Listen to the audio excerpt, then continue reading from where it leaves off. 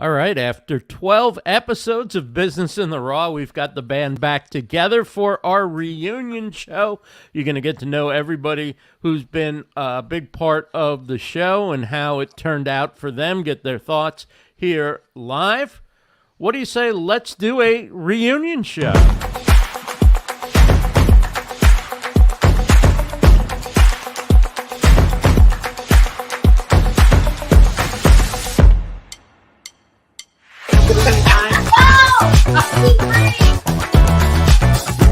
I am absolutely on fire as we explore Janine and what Janine has to offer and what the world has to offer to her. And so, Rebecca, just look out. We'll see what happens next. Until then, ciao.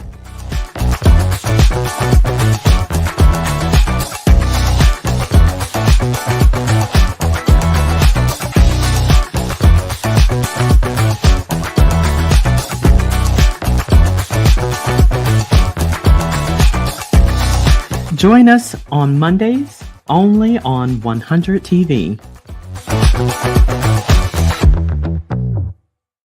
All right, welcome to the Business in the Raw reunion show. We're recapping season 1, 12 episodes, and let's just meet the panel. Zachary will be along in just a little bit with a message. Couldn't join us, but the creator of the show, the most ambitious, probably first show in the history of online video, Rebecca Gunter from Stone Fruit Roll-Up. She's a marketing copywriter, brand reinventor, and just an incredible person working with creative entrepreneurs to co-create, and collaboration is her thing, and she's been a huge part of everything that we've been doing, both with 100 TV and with her own brand.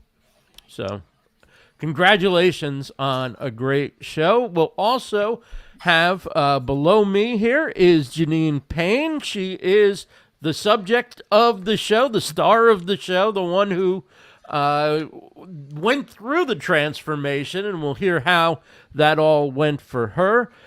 Gill Moakes is here. She's the business coach that Janine and Rebecca generally check in with at least once an episode to get her thoughts on how things are progressing.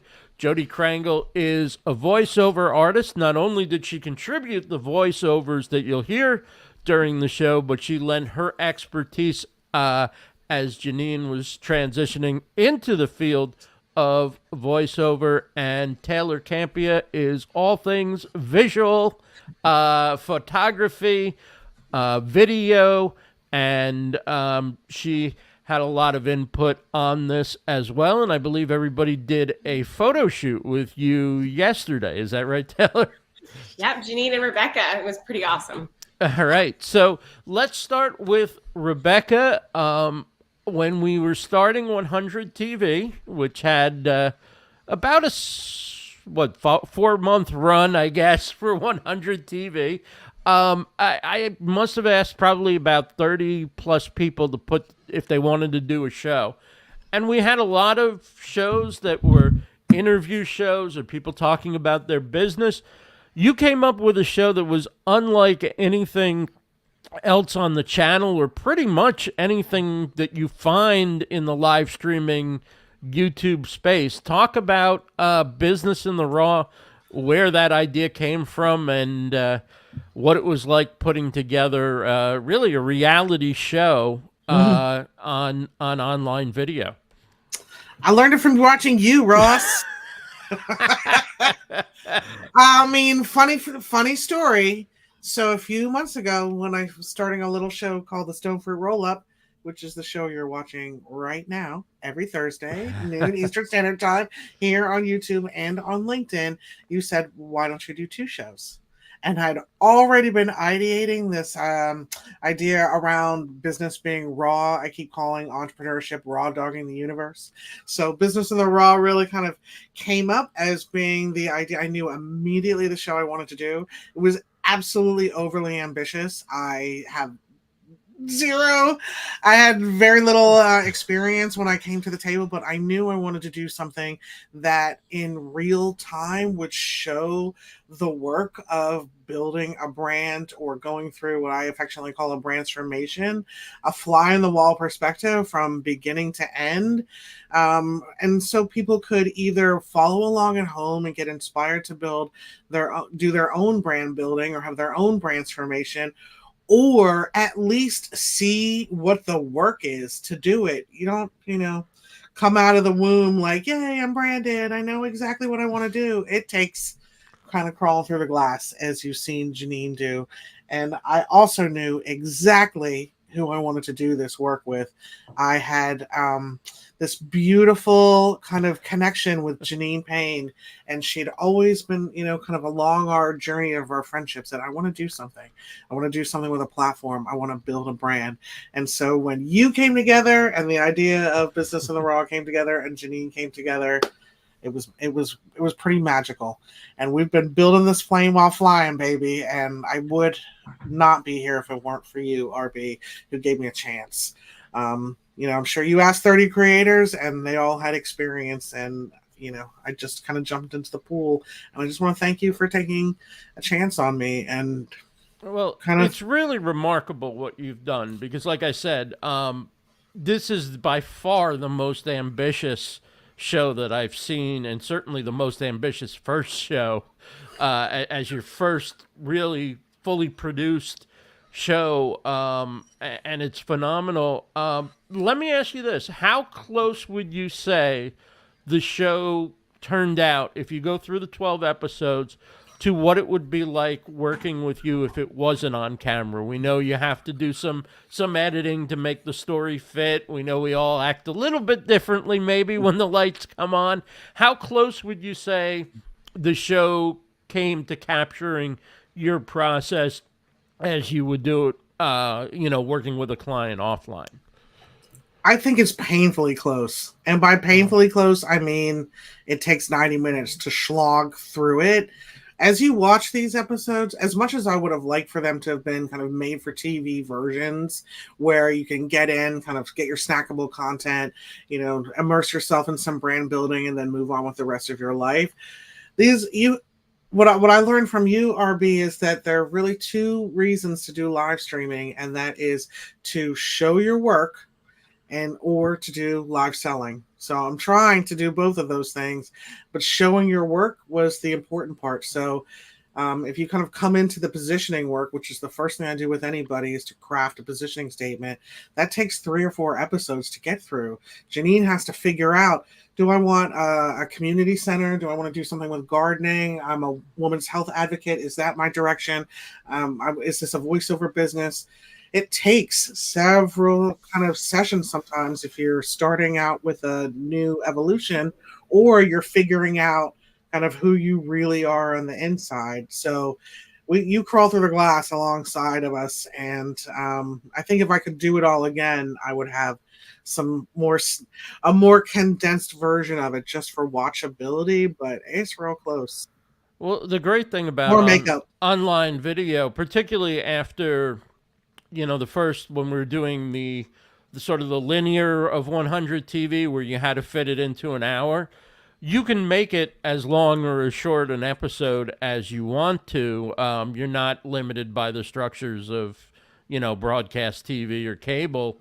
And so it allows you a lot of flexibility to go deeper in one topic and then come back with another episode that might be 35 minutes or what have you. I guess the last question I'll ask you for now is, having been through this process of not only working with somebody but creating an entire video series out of it, will there be a season 2? Absolutely, there's going to be a season 2. because Awesome. we didn't get to any of the assets yet. We built the brand, but we still have to build out all the assets for her to actually have a real business. It's not just a show about building a business. Janine's a real person and deserves a real business. So now we're going to take all of that brand building and core values and personal positioning and business positioning and crafting an offer and identifying the audience and getting to know where they need, and getting into the weeds with a voiceover business. Now, season 2, we're going to create the assets, the photography, which we started yesterday. Taylor had such a good idea to make this a cliffhanger. The website, the LinkedIn profile, her YouTube page, all of the pieces that go along with presenting a digital footprint that's branded for you within that positioning. So take a look. Take a look out, y'all, for season 2. Thanks for asking, RB. Well, Janine was the star of season 1. She's a voiceover talent, strategic communications advisor, woman's full life advocate. That only really begins to tell the story. We learned so much about Janine in so many different layers as she really shared a lot of herself, her emotions, her experiences, and her goals throughout the process. Janine, how close did it turn out to be when, when you said yes? We're crazy enough to say yes in the beginning. Was it what you expected? Was it less? Was it more? Was it scarier? Was it more fun? Like, how would you put together the experience of going through basically a life transition, a business transition in front of who's ever watching online versus in a private, session with the doors closed and, the windows locked? Exactly. and no archive available, right? Right. I have to tell you something. This experience exceeded my expectations, because walking hand in hand with Rebecca, I knew that it was safe, first of all, because as she mentioned earlier, we had some experience working together, at least talking together. And then when you introduced 100 TV and she had the idea, hey, I want to bring Janine along, it was safe. Did I know exactly what I was getting into? Somewhat, but not to the extent of, as you mentioned, the transformation that came about. So there's this angst, and initially, like, well, what the heck is it? What am I going to say? Who am I? But slowly but surely, that became, clear to me that it is a peeling back, one layer at a time, and I'm actually peeling like a banana. But seriously, it truly was a transformation that I did not expect. You talk about emotion. I didn't expect to have so much pent up. I didn't realize that. I guess what I really wanted to do was to start a VO experience, the Janine Sound experience. Didn't know that's what it was at the time. As Rebecca mentioned, it was a community. I started thinking, okay, is this like a community center? Bring together. We offer maybe, I don't know, voiceovers and some gardening, because I love gardening. I wanted to do everything. But then I realized, walking through, yes, the positioning, the core values, the modeling, and so forth, that it's not that at all. And actually, this happened more in the positioning, right, Rebecca, from that stage, realizing that's not what I want at all. And then I also started to realize that I used to talk a lot about, I want to give back to the community. I want to give it. But then I realized, but I want something in return. Those are words I'd never really spoken, although I think we all want. But I never spoke that aloud. So to just go through that process, it was more than I experienced. As you said, it was transformational. Yeah, and I think it takes a lot of courage to do what you did, because I'm just thinking back to when I first worked with Rebecca. I had won, I think, a free hour or something like that from attending an event where she had been speaking. And I don't even think I wanted our private conversation recorded on Zoom as we went through my branding statement. So to think about putting it all out there, I think it really takes a lot of courage. Rebecca mentioned it a bit. As you go forward and do a season 2, what are your goals for season 2? My goals are to, as she mentioned, the assets, ensuring that those are locked down. Because how often do we, and I attempted to start a business, a business where I identified, I worked with people to identify into, to share their milestones in their lives. So the milestones through storytelling, and it was, it was going okay, but it's nothing like what we're looking forward to in the future, which is being more grounded in what it is I'm delivering, and also being identifying clients that I want to work with. And I know, and especially speaking to Jodi, that's not always the case. You can't just always identify, I want this one, I want that one, I want that one. But now to have a better sense as to what audiences I am attracted to, and I also want to find me. How they find me is through what we're doing in the next stage, the next phase. So Right, and this is a great opportunity for you to. The other side of being courageous is it's also a great marketing opportunity, because people can hear your voice, they can hear you doing what you do in real time, how you react, what you would be like to work with, yeah. what kind of person you are, what your interests are. But more than anything, you've got all these clips that you could share on social media as well, and outtakes and all sorts of things. You should, for putting a reel together, and, I'm sure there's things that you would do that have nothing to do with the show to put your reel together for jobs, but just for getting attention in terms of who you are and the fact that you're out there. Exactly. This has got to be a very powerful experience. You mentioned the brand statement process. What other things would you say were the most helpful to you in getting to where you are now, when you think back about the process working with Rebecca? Oh my, it was the core values for sure. Because that took a little time. I don't think people realize, or for those that are considering moving forward with your own business, please take time, as I did with Rebecca, in establishing what your core values are, because you think but then to be able to articulate what they are, the grounding that becomes your foundation, which allowed me then to speak with Gill. I think that was the process. I think we went core value, and then with Gill to work through the business modeling, because I don't think that I truly had the mindset of of of of the business that I was planning, if that makes any sense. I didn't have the mindset as to, wait a second, what packages, what would you like to deliver? Let's talk about how you would deliver them. Just going through those two pieces, the core value, the positioning, but the core values and that business modeling were too important. But then I have to say, after I spoke with Jodi, she was the reality check. She was that reality check, first of all, that she's doing what I want to do and I will do, but she's doing it successfully, but also has a heart and eye too for encouraging others and being that person, as you did, to stand as a collaborator. That was significant for me, because I think Rebecca and Zack said that that was one of the episodes where I know that I was just more confident, because I knew what questions what I wanted to ask, the burning questions. So all of that, and I know I'm moving into our present experience with Taylor, but those were the few. And then with Zack, so I'll stop there. Everything. Can I say that? Yeah. Am I able to say?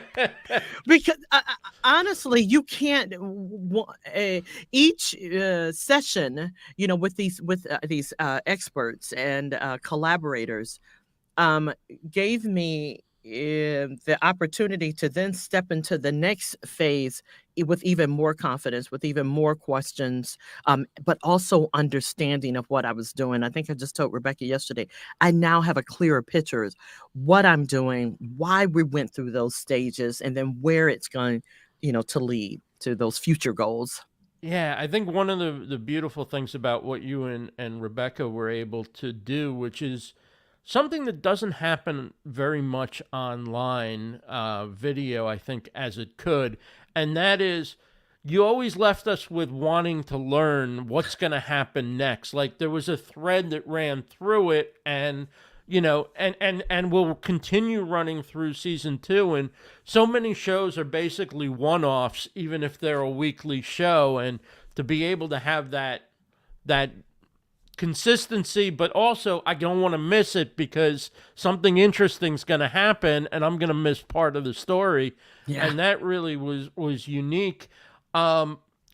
Let's take a look at what Zack had to say. Let me just tell you a little bit about him. The 5 great people that we have on this panel contributed the content, but Zack not only contributed content by being on camera, but he's the one who really produced, edited, and put together the entire package that you see in the show.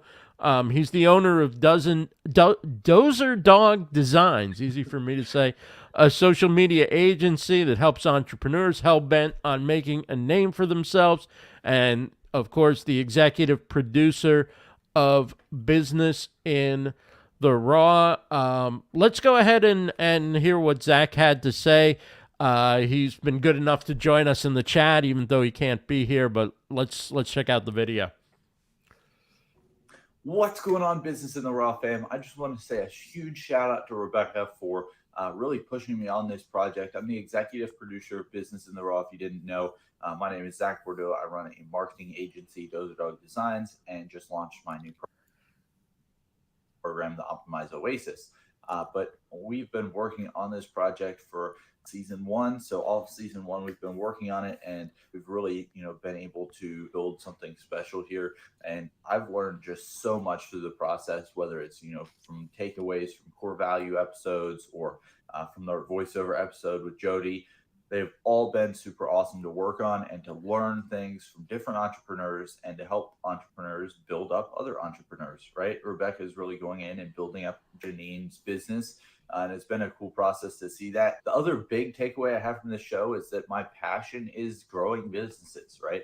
I really love to see businesses grow and to see them develop. And I really love the branding side of it as well, which is really what we've dived into deep on this show.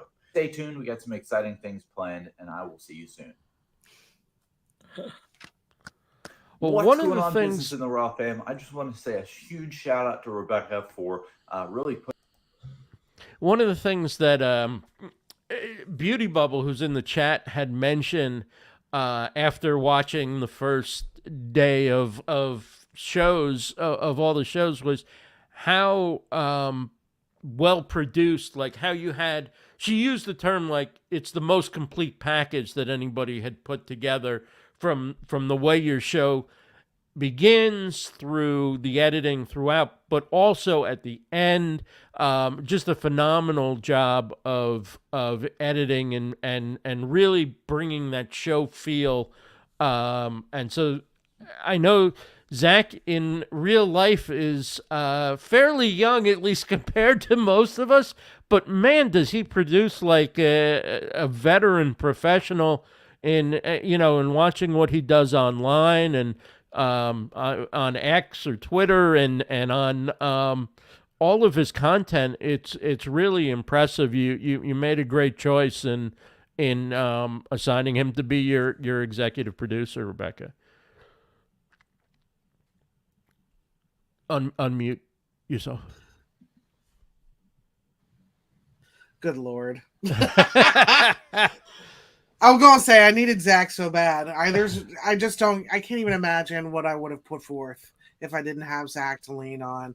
I think that the confidence he gave me that we would have a polished product that people would actually get some value out of allowed me the freedom to really kind of explore a lot more collaboration and not just me like, tink, tink, tink in iMovie, which is probably what would have happened. It wouldn't have been very watchable. So yeah, Zack has been a godsend in my life, like professionally, this and other projects, and also consider him a dear friend. So, all right. Shout out. Well, let's talk to Gill because Gill Moakes has been the business coach who has weighed in on most episodes as well as had at least one, maybe more episodes where she was actually the central figure in moving the story along. Gill, what was the experience like for you? Had you ever done coaching on either a live video or on a recorded video show in front of the world before? No, I mean, who would be crazy enough to do that? Come on. First of all, Julie, this is all your fault anyway, because you're the one who said I needed visibility, and here we are. This is completely my fault. Just to go back to when Rebecca alluded to this earlier, and Ross, you're so right. Like, for someone going into it and it's their first kind of foray into this live streaming broadcasting world, to go in and do 2 shows at the same time, like only this woman would even attempt that. And only this woman would pull it off the way she has. I mean, it's just been amazing. And I just felt so honored to be a part of it, because my business, Janine was talking about values. Mm-hmm. And I suppose what I'm trying to say is that that's so important to me in my business. And one of my values is this kind of radical authenticity. So for Rebecca to do this, and for Janine to be brave enough that's radical authenticity right there, to be able to put what she offers in her business on show, in live, in real time, nowhere to hide.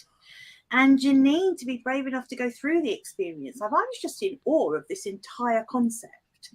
But it also, to your point, Ross, it was a bit scary, like coming onto a call and thinking, I now need to do my best coaching work, because there is there's nowhere to hit pause and then say, can I just do that all over again? I have some completely different advice for you now. So yeah, a bit nerve-wracking, but it was really good fun. Janine was an absolute dream to coach. She's very coachable. She's a smart cookie, so that really helps. And she's absolutely receptive to ideas. And I think that's what captivated me, and I think probably, most of the audience as well, has been this raw, no pun intended, slight pun intended, exchange between Rebecca and Janine. It has been so raw. It's been like ideas have pivoted in the moment. Things that Janine thought she wanted have turned out to not quite be what she wanted.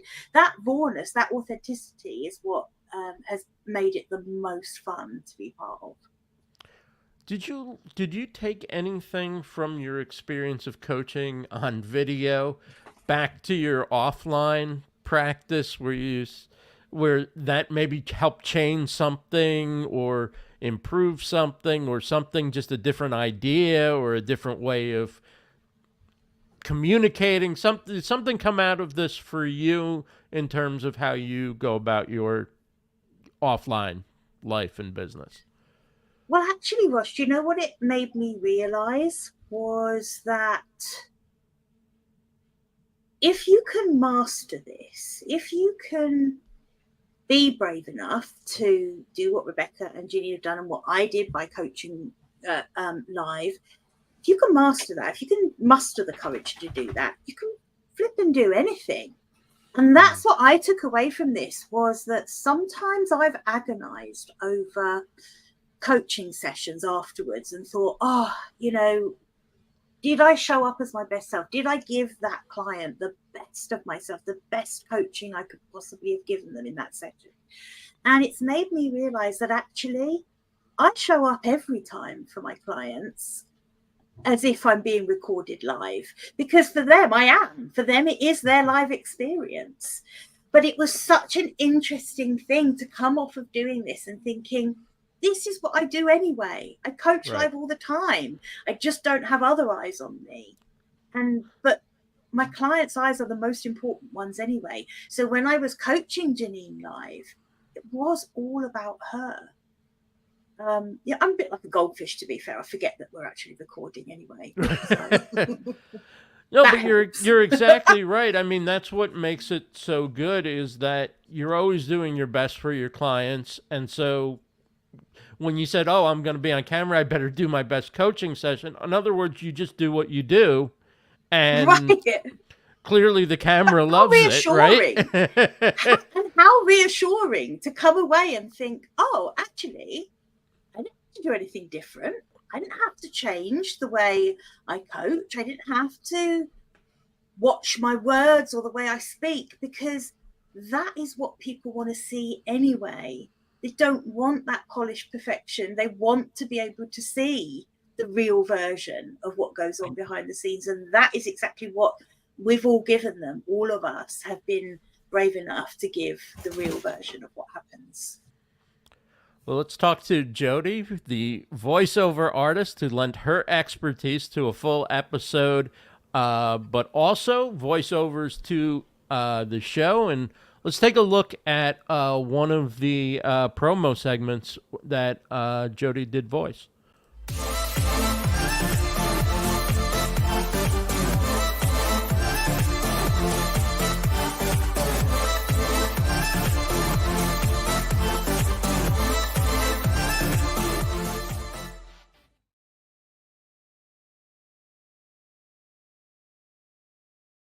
Whoops, I guess that wasn't the one that she voiced.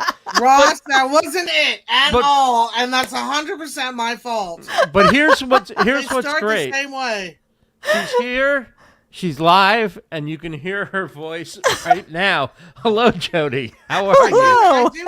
I do have it queued up if you want me to share. Sure, go Give ahead. Zack. Go ahead. Okay, let's get there. Poor Jodi. My God, worry. she has suffered endless, like unprofessionalism at my hand, and in the she has been an incredible sport. So I do have this one queued up. Let's take a listen to Jodi now for sure.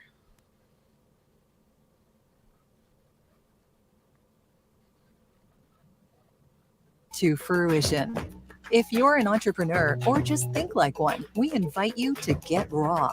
Muster the courage to express your value without inhibition and transform the way you express yourself.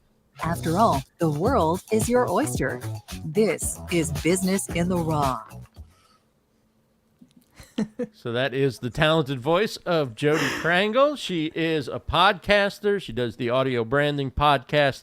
She's also worked with many major brands as a voiceover artist and is really super generous in supporting people who want to get into voiceovers in the podcasting industry in general, and is quite good as a professional, as an example of somebody to look to if you're interested in podcasting, voiceover, or just getting better at doing audio content.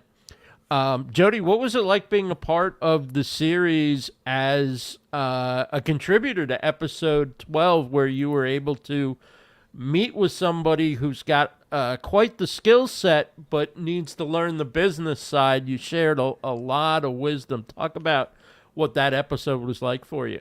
Well, apparently it was episode 10. Oh, okay. Because I think Zack just shared it in the chat here. So Oh, okay. apparently.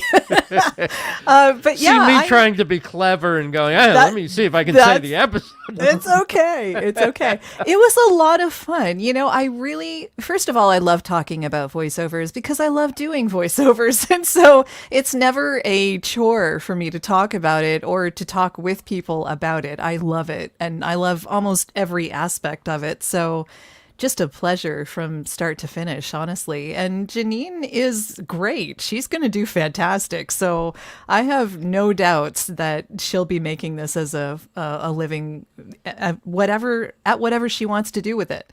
So yeah, it was wonderful. It was a fantastic experience, and I'm glad that I was able to help.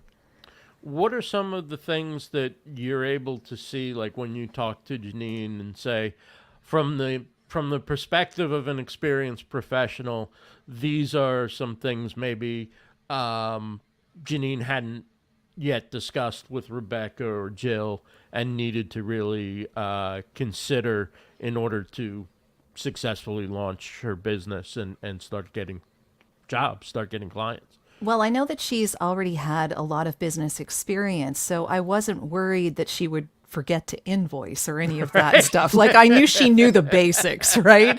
But, there's something to be said for the bottom line when it comes to voiceovers, and that is that it is a business, and it is a service business, really. And we have to pay attention to that, because especially now with the advent of AI and all of this stuff coming online, and we have to make our clients' job easier. That's what we're here for. And when we get on a roster or we become close to a client who just calls us again and again, that is how you get a career. And it really is about making a career. It's not about a gig. It's not about having one-off jobs. It's about being that person that a client can go to on a regular basis and know that they will get quality, fast, that it'll be easy for them, that all they have to do is pick up the phone or send an email, and it'll just be done, and it'll be done right the first time. And I know that Janine will be able to do that. That's how you get a career. You get a career by having return clients. And, it just depends on what kind of clients you want. And eventually you get to choose. It's interesting when we've talked in the past, of course, you've often mentioned, I'm more audio. I'm not really a live streamer or a video person, but you've got a very nice set. It's well branded. The colors, you look great on camera. I've been working on it. You're starting to become more comfortable in the video space, I'm sensing. I've been working on it a lot since about our episode 150, and we are just about to release episode 200 of the podcast. Wow, so that's coming up on this coming Wednesday, next Wednesday.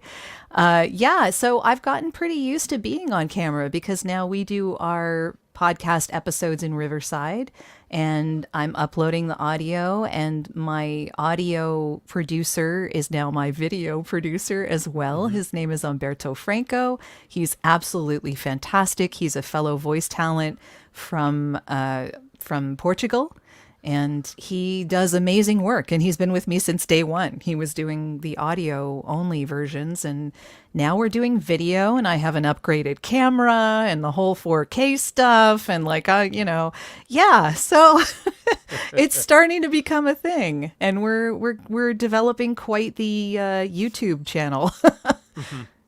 Has it helped your business, being an active podcaster and doing Clubhouse and all the different, I know you support a lot of events, and you're really very generous as well with, sharing your knowledge and supporting people in the industry. Does that rebound for you with new business sometimes, or is it something that you do more because you enjoy it and you want to be connected to other people, let's say, more than it is something that impacts the bottom line? It's a little bit of both, I would say, actually. So I probably would not get enough work to have a career if I decided to do what I'm doing on, the podcast and the live, anything video related, etc. But I enjoy it a lot. It makes me much more comfortable in front of a microphone. It allows me to find out a little bit more of who I am, actually. And that helps. It does help. And it shows itself in the work that I do. So, does it result in more work? Not necessarily. I mean, I would call it a long tail marketing plan more than anything else. It gets me out there. It gets people familiar with my brand, which is fantastic. But, I have a career already, and I'm happy with that. And it keeps on expanding as things do. It always just keeps on going, and I'm amazed that it keeps on going. Actually, it's just it's a gift every day. Well, I mean, it's great to hear the work that you do. It's great having had you do the open. I know for my show, like I get chills every time I listen to it. I've always sort of just started the show, and if I needed to introduce something, I just introduced it myself, and to have somebody such as yourself give that open, it's just amazing hearing that. And I know it's been a big part of business in the Raw as well. Speaking about podcasting, would you recommend to people in Janine's situation to launch a podcast as part of marketing themselves? Or I always recommend podcasting, honestly, and you can turn any video into a podcast. I don't think that there's any problem with that. So I think it's a no-brainer myself. But I think that if you're going to do that, you need to have comprehensive show notes. And that does mean either a transcription or it means AI clipping something and putting that together, or paying someone to put your show notes together. Maybe Zack has someone that he knows or could suggest. I don't know. But yeah, because unfortunately right now, as far as search is concerned, it's still a text thing. And so if you want people to find it, you need to have text. And as compelling as video is, and as compelling as audio is, and believe me, I talk about it all the time, so I find it compelling, it still isn't what the search engines find. So text is really what you need. Now, that doesn't mean that you need to, go out of your way to have huge, long notes, or you want to have the point form notes, and you want to make sure that you have the keywords in there, and you want to make sure that people find it. And I'll tell you what I do in this situation. I do have someone that I pay to make the show notes for me, and it's an actual article. Like, it's not AI created. It's created by a human being who actually listens to the podcast and then goes and makes a show note available. And you publish the transcript as well? Or? I don't at the moment, mostly because that requires another bunch of editing that we honestly don't have time to do now. It's a lot of time if you're going to clean it up. It's a lot of time. He does use transcription in order to get some quotes together, and so there is some opportunity for that. And it might be at some point that I do end up doing transcription. But what I do is I have a blog on my website. And at the top of my blog, I put the player from Captivate, which has the podcast episode in it. And then I put the show notes below that with all of the links and everything. And it's an actual blog post on my website. And so I don't direct people to Apple Podcasts or Google or Stitcher, or well, not Stitcher anymore, I guess. But yeah, that's gone. Okay, never mind. Or, Spotify or anything like that. I direct them to my own website, which to me makes a lot more sense because that's where I want people. Right. So the blog with your show notes and the player at the top gives you an opportunity to have somewhere where people go that is your own website. So just a lot of great advice. Let's turn to Taylor Kampia. She is a video pro and a professional photographer. And what I'm interested in, and Taylor's companies make A Scene Media, great name for that, and Taylor K Photography on the photography side, as you would expect a photography company to have photography in the name. So Taylor, as a video pro, somebody who's done editing, who's done full productions from start to finish, talk about what you noticed and experienced as being a part of this and watching it as well. What your thoughts are on Business in the Raw Season 1. Before Taylor climbs in, I just want to also give her supreme credit. She really helped me ideate the structure of the show and develop stakes and stories. So Taylor not only is documenting Janine's transformation, but I just want to make sure that she gets awesome shout out for being my go-to person to help me conceptualize both Stonefoot Roll-Up and this one. But it's funny because I'm glad you started with that. Thank you for that. Because I remember when you told me about this project and you came to me and you were like, and you had already, we had already started Stone Fruit. And I think I was on the first episode with you and that was so fun. And I was already like in awe of that decision to do a live YouTube show. You've never done video before and you're going to jump right out the gate and do a live show. I was like, all right, cool. I'm here for this. This is awesome. This is very Rebecca, very on brand. I love it. And then you told me about this project, which was creating content on a weekly basis, an hour-long show And I literally, I started having like a panic attack for you, thinking about how, I'm a professional video producer. I create content all of the time. And what she was telling me she was going to embark upon, I was just like, how are you going? This is a lot of work. Do you have any idea? And I think, maybe sort of like, the innocence of not knowing, maybe kind of kept, kind of got you into the door, which I'm so excited about. Because what an amazing thing that you have created, right? What an amazing product, what an amazing story you've captured, and you now have forever and ever and ever to reuse, to repackage, repurpose, or just go back and watch and remember like that time you took just an incredible leap. All the people on this, Ross as well. The 100 TV idea, just like ballsy, you know what I mean? Like everybody on this video right now, I have crazy. But you know what? You don't get anywhere, and every person on here is a business owner, and you do not get anywhere in life by playing it safe, and you definitely don't get anywhere in business by playing it safe. And no one on this call or on this video right now has a habit of playing it safe. And that's what I've seen through Business in the Raw, through the extreme vulnerability that it takes to show up week after week after watching yourself on the week before. It's one thing to create content. It's another thing to be able to go back and watch it and to vulnerably like sit there and be like, I still got to do this next week and the week after. Oh gosh, that just takes so much strength and self-confidence and just badassery. So I think overall, I'm just really impressed. And what Zack was able to do, I think it's because he's young. He's super like enthusiastic. I really like, he's got a really bright future in this business, in this industry. I love where he's coming from. Of course, he's got great branding, great brand messaging behind his, business. But, I think that this kind of program, this kind of radical vulnerability and authenticity, as Joe was saying, this authenticity, that is where content is going. And I think, Ross, you were feeling that as well, which is why you created 100 TV.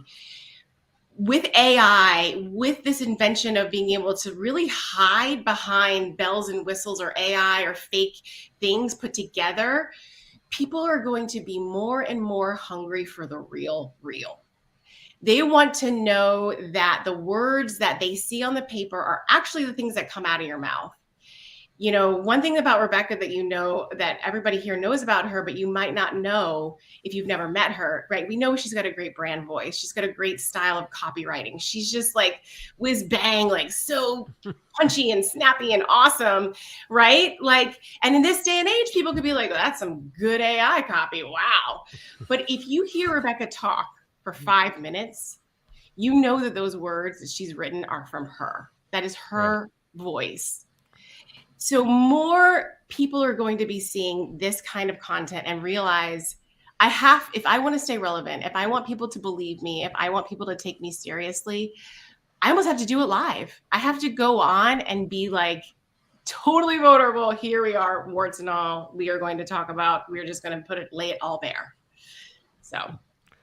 Yeah, I think also the online creator really can't compete in terms of production, facilities, staff, team, gear with TV, can't bring in clips from around the world on a moment's notice, but they can be much more real where, TV hasn't gotten totally comfortable with too much real, right? It's still largely a very scripted, packaged business, even when it's talk. And I think that's why things like video podcasts are doing so well, and people who are pushing the reality concept, like I really consider this a reality show, except that it's the reality shows that we see on TV are anything but real. They're all staged and scripted and super edited. This is really real. It's real people going through real things that they do in their business, real issues, real conversations. And yeah, there's a little bit of editing that goes into it, but nobody's saying, okay, Rebecca, Janine, and Taylor go on a boat trip to the other side of the world, get in a lot of fights with each other, and then let's see if you can make a voiceover demo tape or something like that. Like, this is really all happening as it would if you were working with Rebecca. Yeah. Warts and all. As a former reality TV producer, I can tell you from experience that is exactly how it goes. And again, being able to see it live in person, I think that's the next step. That's the next evolution. It's interesting is like we get more and more high tech. It's like the more low tech is almost better, because again, it's real life. So. Well, what would you recommend that reality TV, from your experience as a producer, does well that perhaps the, independent creator, the small creator, the online creator could integrate that most of us might not have thought of from reality TV? What could we learn? So I can tell you some of the things that I think you guys have gotten right, and I think that Rebecca's gotten right, and with Zack's help, which I really love that Zack gave a lot of his perspective in terms of creating a cohesive open and close, right? Like if you have a really polished open that's got the graphics and the music and a voiceover, all of a sudden you've set a stage that feels professional and legit because you've spent time. And again, like, yes, there's authenticity, there's going live real fast. But if you're creating a package and it's got a brand to it, creating that style and keeping it consistent, time after time after time, I think is really just like the best. Creating sort of those trailers and those little buzzy things to kind of get that attention to it, also really awesome. I think from a reality TV perspective, I think storyboarding, I don't know how much storyboarding goes into each episode or kind of each thing, because it's obviously business in the raw. We're kind of coming in to see what happens, which I think is awesome. But I think also like maybe having a season arc and sort of really saying, okay, this is how we're going to break it down, and really sort of looking at it per episode and saying, what is the complete story we want to tell in each episode? And then what is the story arc over the whole season that we're going to see transform, and then kind of making sure that each episode you're following that sort of script or that recipe. It's not a script, I would say. It's more like a recipe. Just like in cooking, you have a base. I don't know about anybody else, but like I have a base recipe, but I never follow it. I'm like, okay, cool, these are the ingredients I need, but I'm going to make up how much of each thing I put in, and then I'm going to throw in some other stuff too. But I think creating content is the same way. You can have all these great ideas. You can have all these great ideas for anything that you do, but be willing to improvise on the moment is good. Let's bring Zack in. He's able to join us. Looks like he might be on a campus or at a park. Zack, what's going on out there? What's going on? Yeah, I am out here just walking to my car currently. But yeah, that's, storyboarding is definitely a big part of it.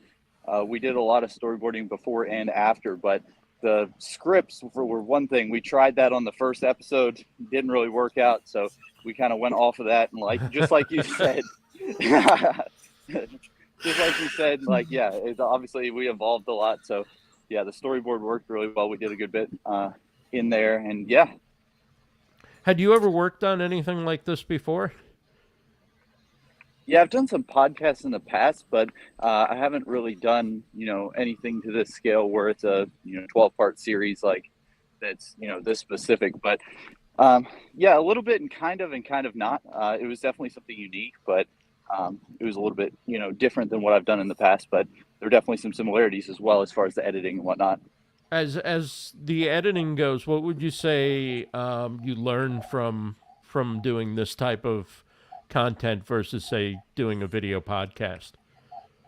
Yeah, so for one thing, like it has to be a lot more engaging as far as since it's a longer format. A lot of people watch like very short content and very short clips nowadays. So that long form content, you really have to, step up your game and make it more engaging so that people will actually watch all the way through it. And I think that's probably the biggest takeaway is that it has to be very engaging, has to have a lot of stuff happening, and you can't just, put it out there like that. You got to have stuff happening. You got to have stuff constant, movement, like graphics, that kind of stuff throughout. just to keep people engaged. And then, like we said earlier, like the intros and outros, that kind of stuff, very important to get people's attention, to keep people engaged and to have a hook there. And yeah. That's awesome. Well, as we get close to wrapping up, are we going to have, is the entire crew coming back? Who's coming back for season 2, Rebecca? I want to see a show of hands.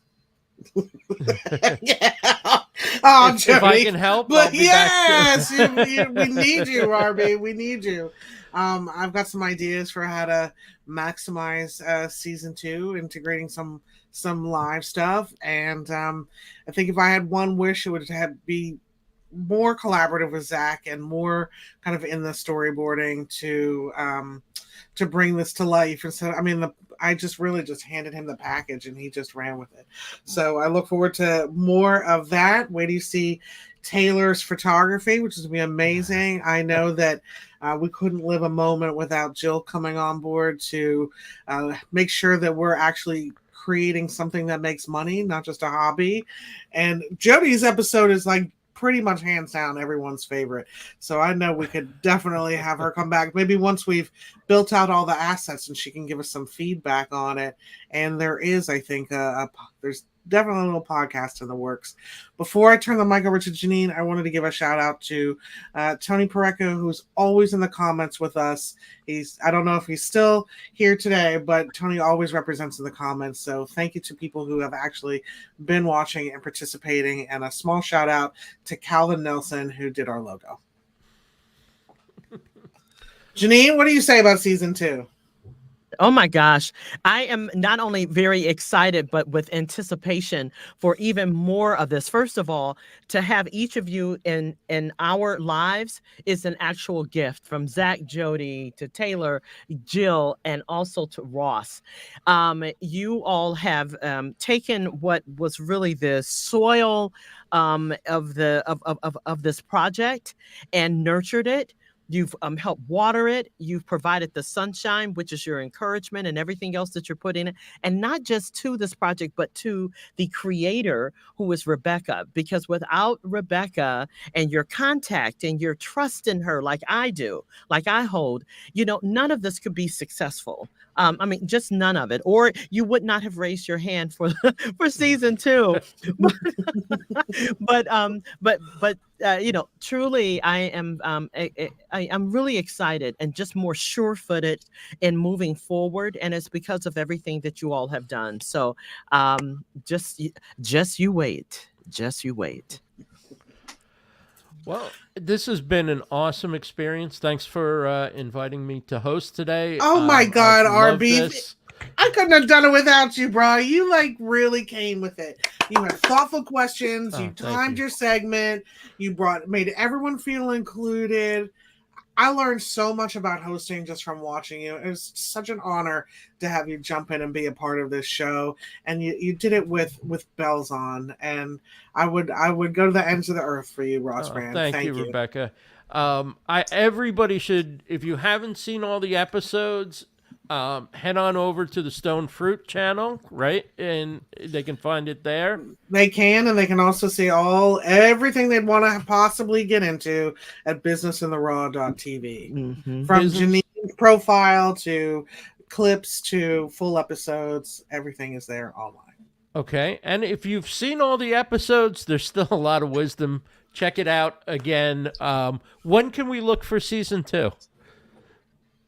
Damn it. You don't have to answer that. I haven't exactly fleshed it out. You deserve a couple of months or more vacation. I think what we're gonna see, if I have my druthers, and I'm speaking out of turn because I don't have Janine's full buy-in, but I think what we're gonna see is more live streaming of the full session, and then remastered versions of the made-for-TV. A little bit more condensed with Zack on board to help us get us through in 2024. That's what I think is going to happen.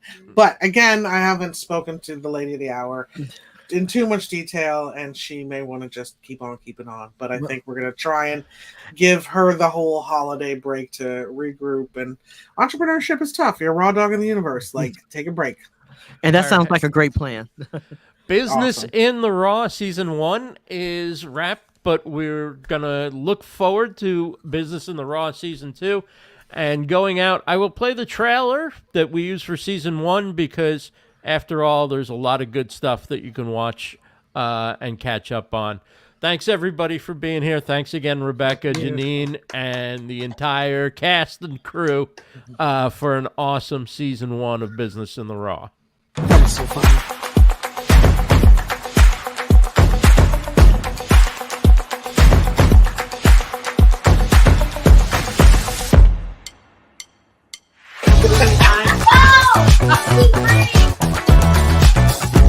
I am absolutely on fire as we explore Janine and what Janine has to offer and what the world has to offer to her. And so, Rebecca, just look out. We'll see what happens next. Until then, ciao.